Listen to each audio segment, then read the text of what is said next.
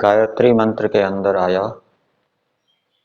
भर्गो देवस्य धीमहि धियो यो नः प्रचोदयात्। धीमहि के दो अर्थ महर्षि दयानंद जी ने किए हैं। एक तो परमेश्वर के कलेशों को भस्म करने वाले शुद्ध स्वरूप को हम धारण करें, परमेश्वर के दिव्य गुण कर्म स्वभावों को धारण करें।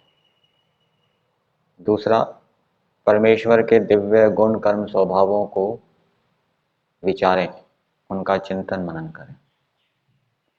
तो जब व्यक्ति व्यवहार के अंदर ईश्वर की आज्ञा का पालन करता है, ईश्वर धर्म का आचरण करता है, व्यवहार के अंदर वह भी धार्मिक आचरण करता है, और उपासना के समय जब वो ईश्वर के दिव्य गुण कर्म स्वभावों का चिंतन करता है, तब उसको उन गुण कर्म स्वभावों को धारण करने की प्रेरणा प्राप्त होती है।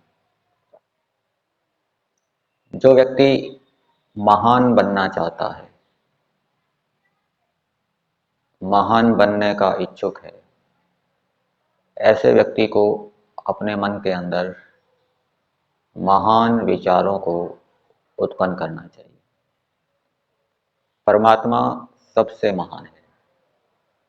तो जब मनुष्य व्यवहार के अंदर सत्य आचरण करता हुआ, परमेश्वर की आज्ञा का पालन करता हुआ, वेदानुकूल चलता हुआ, अहिंसा सत्य भाषण आदि का व्यवहार करता हुआ, उपासना के समय जब महान परमेश्वर के गुण कर्म स्वभावों पर चिंतन मनन करता है, परमेश्वर के महान पुरुषार्थ, महान दान, महान पराक्रम, अनंत सहन शक्ति, अनंत उत्साह आदि पर जब वो विचार करता है गायत्री मंत्र के माध्यम से, तो निश्चित रूप से परमात्मा की ओर से उसमें ऐसे दिव्य महान गुण कर्म स्वभावों को धारण करने की प्रेरणा होती है।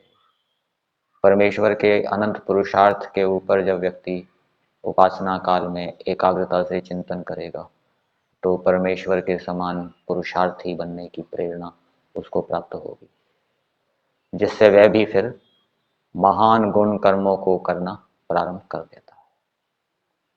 तो गायत्री मंत्र का प्रयोजन ये है कि मनुष्य सत्य आचरण करते हुए परमेश्वर के स्वरूप से प्रेरणाओं को प्राप्त करे, परमेश्वर के दिव्य गुण कर्म स्वभावों को धारण करने की प्रेरणाएं प्राप्त करे और उनको धारण करके अपने जीवन को सुखी और उन्नत बनाए।